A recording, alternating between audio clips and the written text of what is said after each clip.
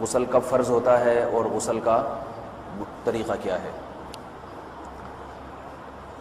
رسول اللہ صلی اللہ علیہ وسلم نے فرمایا ان اللہ لا یستحیی من الحق، اللہ تعالیٰ حق بات کو بیان کرنے سے حیا نہیں کرتے۔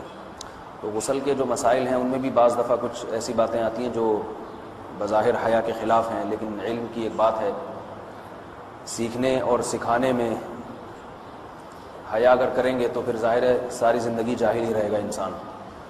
اور غسل کے مسائل سیکھنا اس لیے ضروری ہے کہ غسل جب فرض ہوتا ہے تو جب تک مکمل غسل نہ ہو آپ کی نماز ادا نہیں ہوتی۔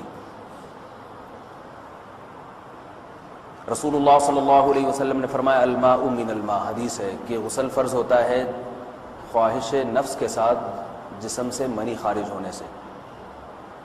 مرد پہ غسل کب فرض ہوگا؟ جب اس کے جسم سے شہوت کے ساتھ منی خارج ہو۔ منی بالکل سفید رنگ کی چیز ہے، ایک ہوتی ہے مزی، شہوت پیدا ہونے سے اگر کسی کے مرد یا عورت کے صرف رطوبت خارج ہونا شروع ہو گئی اس سے غسل فرض نہیں ہوتا۔ جب تک مکمل شہوت پوری نہیں ہو جاتی اور مادہ منویہ خارج نہیں ہو جاتا، چاہے احتلام کی صورت میں ہو یا کسی بھی طرح سے ہو۔ مردوں کے ساتھ چونکہ یہ بہت زیادہ ہوتا ہے نائٹ فال کی صورت میں، مردوں پر غسل کی یہ صورت بہت زیادہ فرض ہوتی ہے۔ جیسے ہی بلوغت ہوتی ہے تو احتلام شروع ہو جاتا ہے، ہفتے میں 1 دفعہ 2 دفعہ 3 دفعہ، بعض نوجوانوں کو روزانہ بھی 2 دفعہ ہوتا ہے، جبکہ خواتین میں یہ والے غسل کی صورت بہت ہی کم ہوتی ہے کہ ان کو نائٹ فال ہو یا اس طرح سے غسل فرض ہو۔ ہزاروں میں کسی ایک عورت کے ساتھ ایسا ہوتا ہے۔ ایک صورت تو یہ ہے غسل فرض ہونے کی۔ دوسری صورت کیا ہے کہ جب انسان اپنی زوجہ کے ساتھ ملاپ کرے اور انٹرکورس ہو جائے، چاہے اس صورت میں ڈسچارج دونوں میں سے کوئی ہو یا نہ ہو، لیکن دونوں پہ غسل فرض ہو جائے گا، مرد پہ بھی اور عورت پہ بھی۔ یہ تو مردوں کے غسل کے فرض ہونے کا۔ مردوں کے غسل میں ایک چیز یہ بھی ہے کہ اگر آپ نے رات کو نیند کی اور صبح آپ اٹھے اور آپ نے کپڑوں پہ نشان دیکھا، اب آپ کو یہ پتہ نہیں چل رہا کہ یہ منی کا نشان ہے یا مزی کا ہے، تو بھی آپ پر غسل کرنا فرض ہے۔ یہی سمجھا جائے گا کہ یہ آپ خواب میں ڈسچارج ہوئے ہیں۔ عورت پر جو غسل فرض ہوتا ہے ایک اور صورت میں ہوتا ہے کہ جب خواتین کو ایام آنا بند ہو جاتے ہیں، حیض یا نفاس سے جب پاک ہو جائیں تو بھی ان پہ غسل فرض ہے۔ یہ تو غسل کی فرضیت سے متعلق احکام تھے۔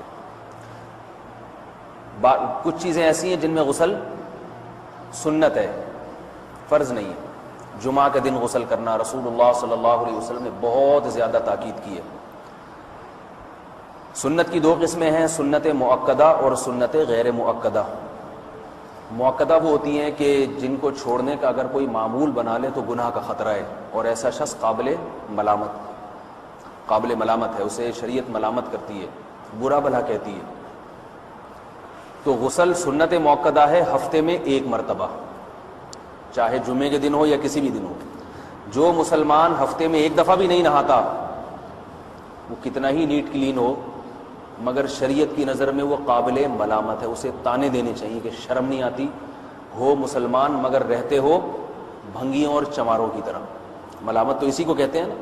اس کی دلیل رسول اللہ صلی اللہ علیہ وسلم نے فرمایا، صحیح حدیث ہے، حق علی کل مسلم ان یغتسل کل اسبوع مرۃ، کہ ہر مسلمان پر لازم ہے کہ وہ ہفتے میں کم از کم 1 مرتبہ غسل کرے۔ ہر مسلمان پر لازم ہے، چاہے اس پہ غسل فرض نہ بھی ہو۔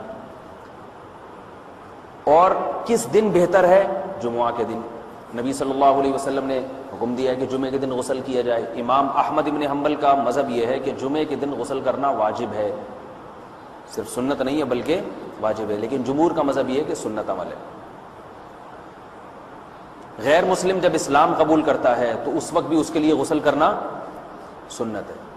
جب ہم مردے کو نہلاتے ہیں تو جو مردے کو نہلائے اس کے لیے بھی خود غسل کرنا افضل ہے، سنت عمل ہے۔ عید کے دن غسل کرنا سنت عمل ہے۔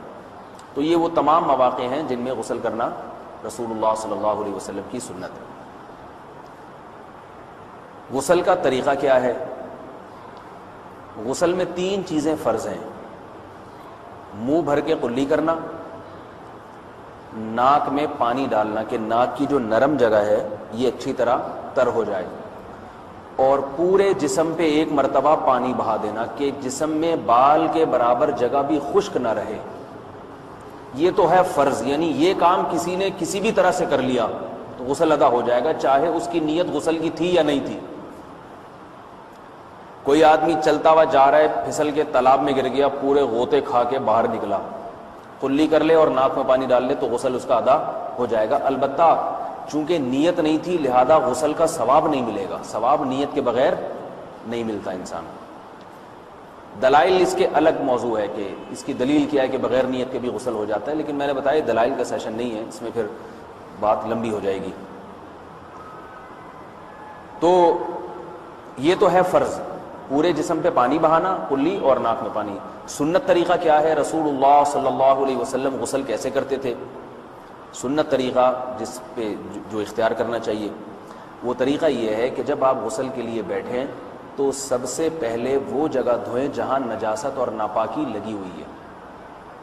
نائٹ فال ہوا، کسی کو احتلام ہوا، تو جہاں جہاں گندگی لگی ہے پہلے اس جگہ کو دھوئیں. استنجا کریں، شرمگاہ کو دھوئیں اچھی طرح. سمجھ رہے ہیں بات کو؟ اس کے بعد ہاتھ دھوئیں اور مکمل وضو کریں جیسے ہم عام حالات میں وضو کرتے ہیں.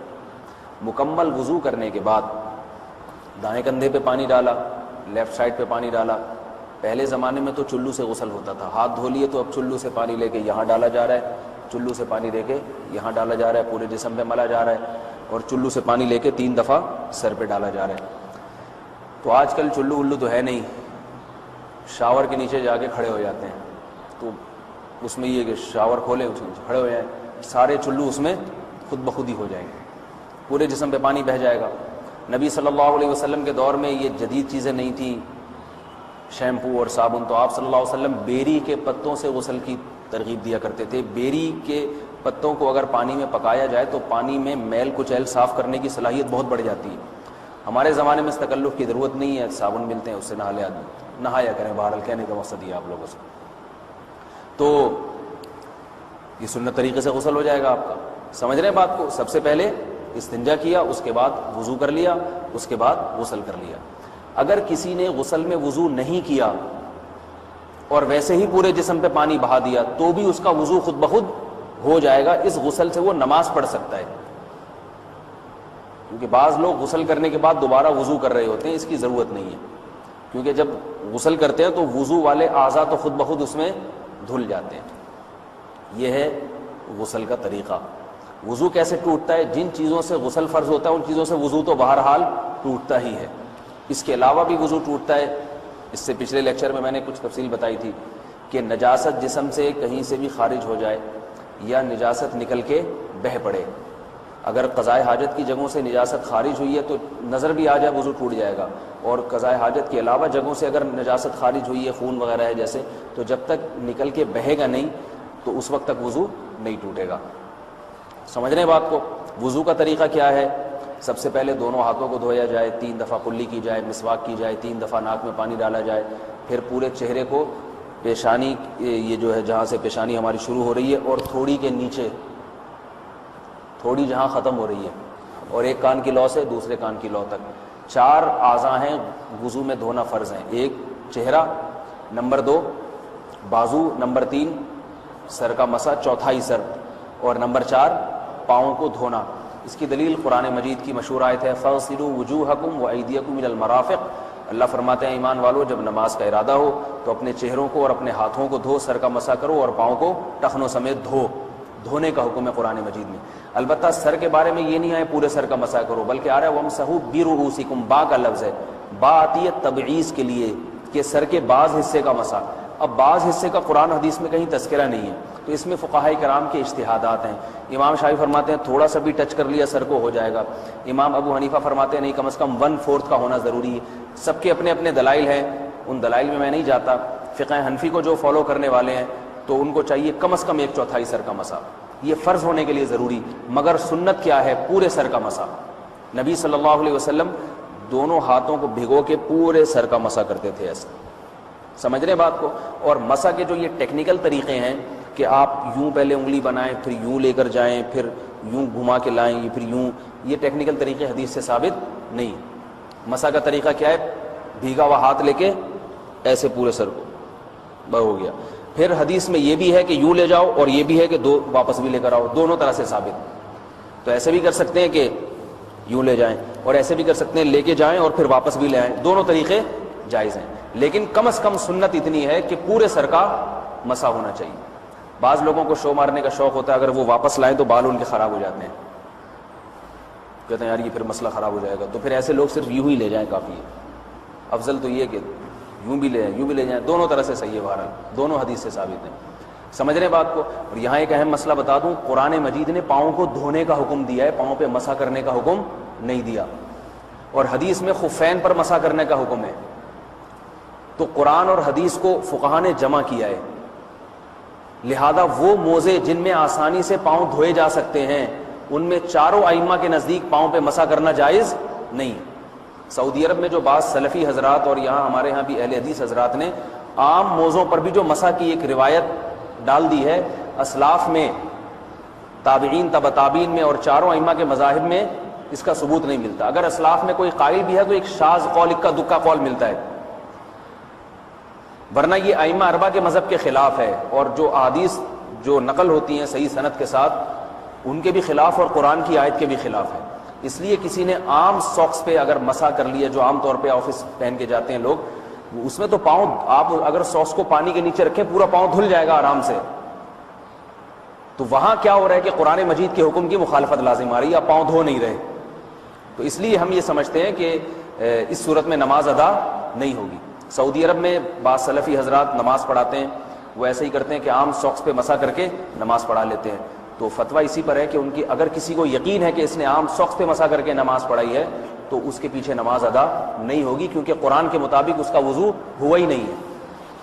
صدیوں تک کوئی بھی اس قول کا قائل نہیں رہا ہے کہ عام ساکس پہ بھی مسح ہو جاتا ہے۔ یہ ابن تیمیہ رحمہ اللہ تعالیٰ 7ویں صدی میں اس کے قائل تھے، اور تابعین میں اکا دکا قول ملتے ہیں اس کے، لیکن شاذ قول ہیں، مرجوح قول ہیں جن پر امت نے فتویٰ نہیں دیا، اور اب سعودی عرب میں بعض سلفی حضرات اس کے قائل ہیں۔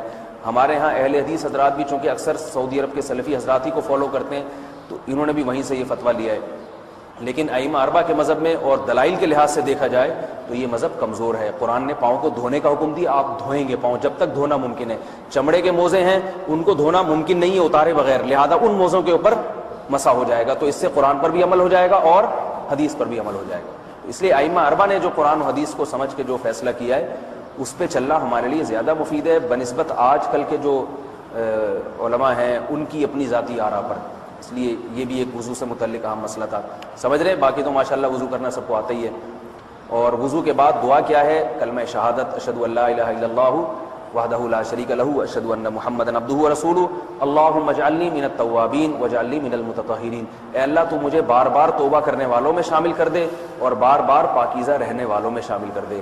توبہ اس لیے کہ میں نے ظاہری طہارت تو حاصل کر لی، مجھے روحانی طہارت بھی عطا کر دے۔ اگر میں نے گناہ کی ہوں تو مجھے ان سے بھی توبہ کی توفیق عطا فرما لے، تاکہ اس لحاظ سے بھی میرا وضو ہو جائے، اس لحاظ سے بھی میں پاک ہو جاؤں۔ سبحانک اللہم و بحمدک، نشہد ان لا الہ الا انت، نستغفرک و نتوب الیک۔